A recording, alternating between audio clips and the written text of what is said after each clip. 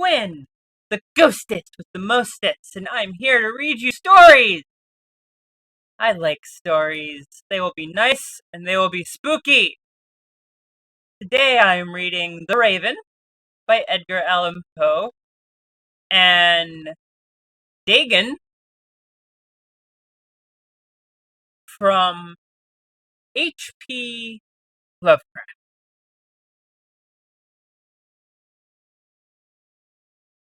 So let us start with one of my personal favorites, The Raven by Edgar Allan Poe.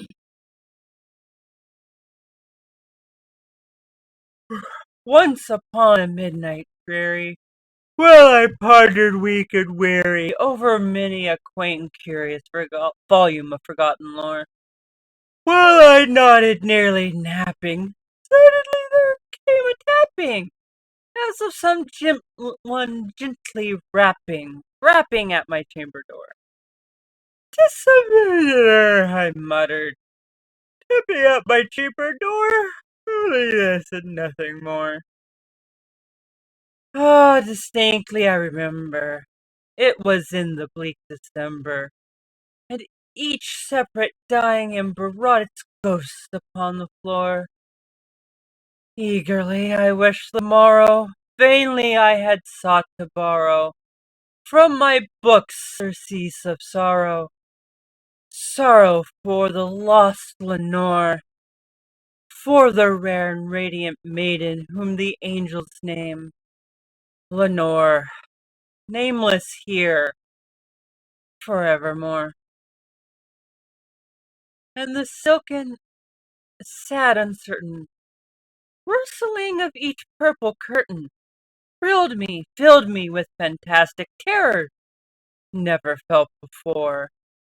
So that now, to still the beating of my heart, I stood repeating, "'Tis some visitor, entreating entrance at my chamber door. Some late visitor, entreating entrance at my chamber door.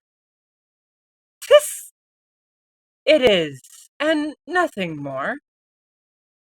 Presently my soul grew stronger, hesitating, then no longer. "Sir," said I, "or madam, truly your forgiveness I implore.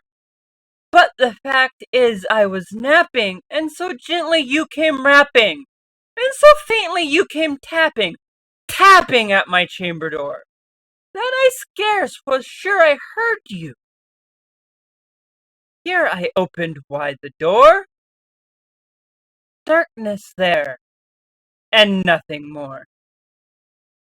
Deep into the darkness peering, long I stood there wondering, fearing, doubting, dreaming dreams no mortal ever dared to dream before.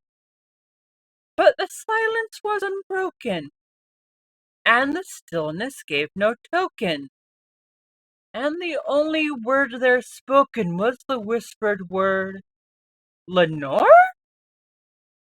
This I whispered, and an echo murmured back the word, "Lenore!" Merely this, and nothing more? Back into the chamber turning, all my soul within the burning, soon I heard a tapping somewhat louder than before. "Surely," I said, "surely this is something at my window lattice. Let me see, then, what thread is, and this mystery explore. Let my heart be still a moment, and this mystery explore. 'Tis the wind, and nothing more." Open here I flung the shutter, when with many flit and flutter, in there stepped a stately raven, of the saintly days of yore. Not the least obeisance made he, not a minute stopped or stayed he, but with mine of lord or lady, perched above my chamber door, perched upon a bust of Pallas, just above my chamber door. perched, and sat, and nothing more. Then this ebony bird beguiling my sad fancy into smiling, by the grave and stern decorum of countenance it wore. "Thou thy crest be short and shaven, thou," I said, "art sure no craven, ghastly grim and ancient raven, wandering from nightly shore. Tell me what thy lordly name is on the nice Plutonian shore." Quoth the raven, "Nevermore." Much I marvel this ungainly fowl, to hear discourse so plainly, though its answer little meaning, little relevancy bore. For we cannot help agreeing that no living human being ever yet blessed with seeing bird above his chamber door, bird or beast upon the sculptured bust above his chamber door, with such a name as Nevermore. But the raven sitting lonely on the plastered bust spoke only that one word, as if his soul in that one word did outpour. Nothing farther than he uttered, not a feather than he fluttered, till I scarcely moved them muttered, "Other friends have flown before, on the morrow he will leave me, as my hopes have flown before." The bird said, "Nevermore?" Startled at the stillness broken by reply so aptly spoken.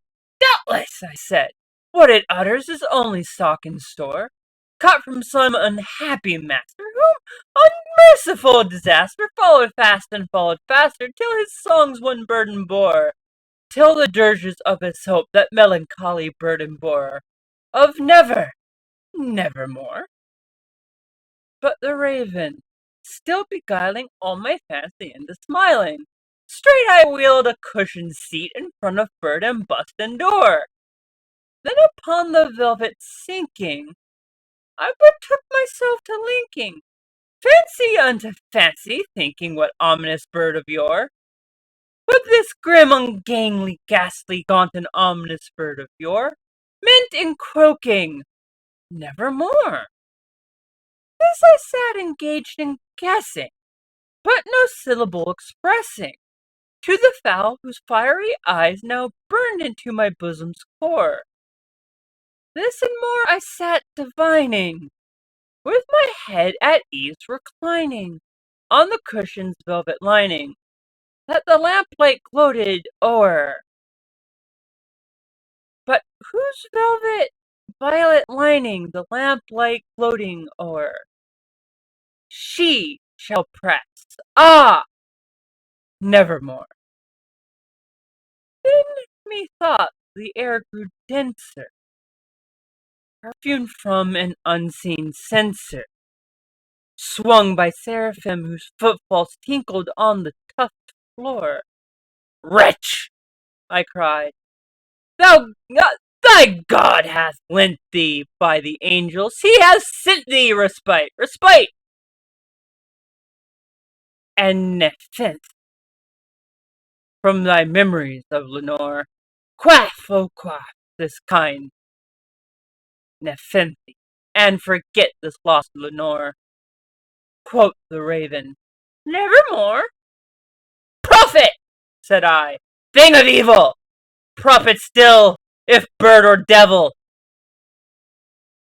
whether tempter sent, or whether tempest tossed thee here ashore, desolate yet all undaunted, on this desert land enchanted, on this home by a horror haunted. Tell me truly, I implore, is there balm in Gilead? Tell me, I implore." Quoth the raven, "Nevermore." "Prophet!" said I, "thing of evil, prophet still, if bird or devil, by thy heaven that bends above us, by thy God we both adore, tell this soul with sorrow laden, if within the distant Aidenn it shall clasp a sainted maiden, whom angels name Lenore, clasp a rare and radiant maiden whom the angels name Lenore. Quoth the raven, "Nevermore? Be the word, be that word our sign of parting, bird or fiend!" I shrieked, upstarting. "Get thee back into the tempest and the night's Plutonian shore. Leave no black plume as a token of thy lie thy soul hath spoken. Leave thy loneliness unbroken. Quit the bust above my door. Take thy beak from out my heart, and take thy form from off my door." Quoth the raven, "Nevermore." And the raven, flitting still, is sitting, still is sitting on the pallid bust of Pallas, just above my chamber door, and his eyes have all the seeming of a demon that is dreaming, and the lamplight o'er him streaming throws his shadow on the floor, and my soul out from that shadow lies floating on the floor, shall be lifted nevermore. All right, how's that, guys? How's that?